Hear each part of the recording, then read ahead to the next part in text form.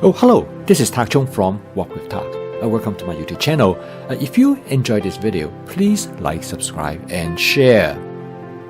If you are new to stir frying, this video might be perfect for you because in this video, I'm going to demonstrate how a beginner prepare a fried rice. Basically, I want to show you that you can take a very leisurely pace to cook a fried rice, and you do not need to hurry, and also you do not need to have a lot of heat to create an excellent fried rice. Janine and Jim came to our house for lunch as well as for a quick cooking class. I should make this fried rice with my guidance. I prepared this video as a guidance for her to use to make her fried rice this evening.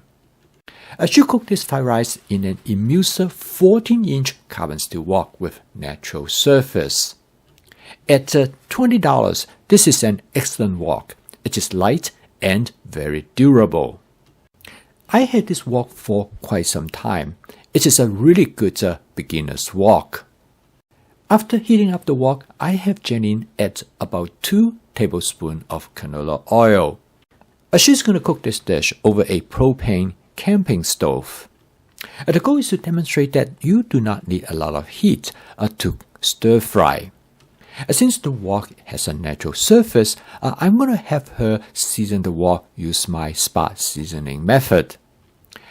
It is very simple by heating up the wok until the oil starts to smoke gently, and then you let the oils to smoke for another 10 to 15 seconds. And this is time when the wok is being seasoned to create a non-stick cooked surface. I first season the egg with my basic seasoning mix to give the egg some flavor. At this step, if the wok is well seasoned, the egg will not stick.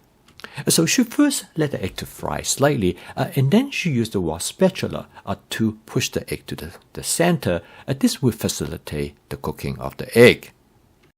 She then scrambled the egg. At this point, it is important to adjust the heat so that the egg will not get burned.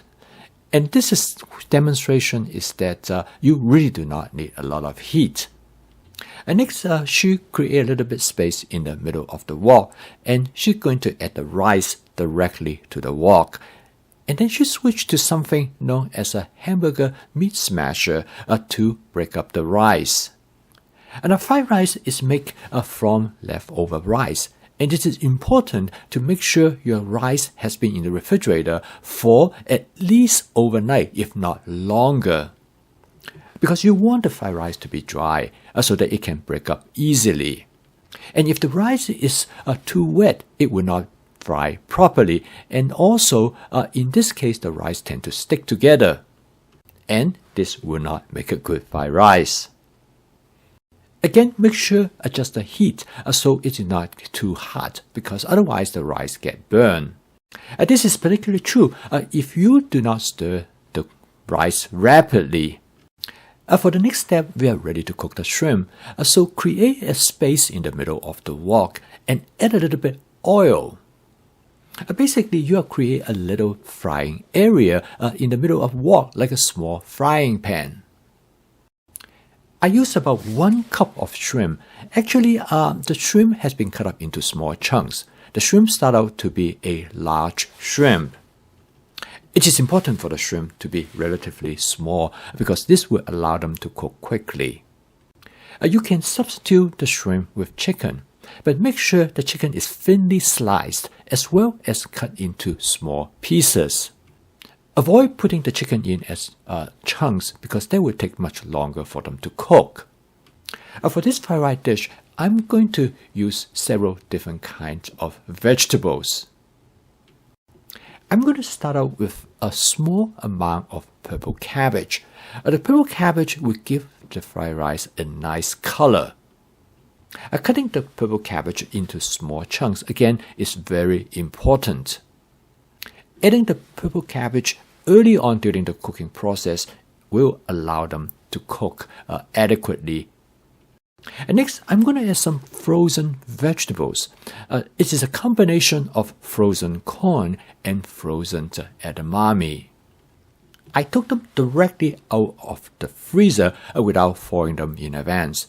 The reason is that by thawing them while you're cooking them, it maintains their texture. There are many ways to stir and mix the fried rice. In this case, Janine actually swirling the wok. But the most important thing is that make sure you use the wok spatula like a shovel to turn the contents. You can choose many different kinds of frozen vegetables to add to the fried rice, or you can skip them completely. A fried rice is entirely based on what is available to you. There is absolutely no rules for what you can add to a fried rice. The most important consideration of a fried rice, if you are adding any meat, such shrimp and chicken, is to ensure that they are properly cooked. Now you notice that I'm adding the asparagus to the later stage in cooking this fried rice. I am also adding some oyster mushroom. Both of these food ingredients were left over from other dishes that we cook for the day. A fried rice is a perfect dish to clear up everything that you have left over from your cooking, either at that particular time or over the week. Now the cooking method that I use here is called sequential cooking. I add the asparagus as well as the mushroom during the later phase of this cooking process because I want to cook them lightly. With this method, you time when you add the food ingredients based on how long you want to cook them. Add the ingredients first to be cooked longer and add the ingredients later to be cooked shorter. A stir fry is all about timing. This will allow you to cook all the ingredients to the right texture. The final ingredients to go into this fried rice is some portobello mushroom. They intended to be cooked only lightly to maintain their texture and flavor. This fried rice is going to be rich in flavor with the shrimp and all the different kinds of vegetables. Again, the speed of stirring will be very much governed how much heat you want to apply cooking this fried rice. Janine stir this fried rice in a leisurely pace, so it is important that the heat is well controlled. When you have a lot of heat, then you need to stir it faster. In professional kitchens, they stir very fast. Sometimes they just toss the food when it's under extreme high heat. This allows the dish to be cooked very rapidly. However, in home cooking, when you work on a stove with relatively low heat, you actually have more time to stir. This makes the cooking less frantic, and the result is about the same. Unfortunately, people quite often has a misunderstanding that stir frying has to be cooked under high heat. It is the timing, the speed, and the rate of stirring quite often determine how much heat that you need. Okay, looks like the shrimp is about done, and now we are ready to season the fried rice. Janine first start by seasoning the fried rice with my basic seasoning mix. This seasoning mix is designed to enhance the natural flavor of the ingredients. This will make the dish more savory and also will add only a small amount of salt. I'm going to ask Janine to do flavor chasing by tasting the dish and then make adjustment accordingly. I'm going to have her to shape the flavor of the fried rice gradually to her preference. After tasting, she decided to add additional basic seasoning mix. After doing some testing, she thought it was pretty good. Then I suggest her to make small modifications by adding some oyster sauce. Oyster sauce has a tendency to make the dish a little bit saltier, but also more savory. She tasted again, and she thought that was a significant improvement. Quite often, a touch of sweetness will make the dish more interesting, so I asked her to add just a small amount of hoisin sauce. After to do another tasting, the dish is ready and to be served. The shrimp cooked just perfect without being overcooked. All the other ingredients also cooked to the texture that we like. With another quick taste test, Janine was happy with the outcome. The total cook time of this dish is a bit over 10 minutes, and Janine did it in a very leisurely pace.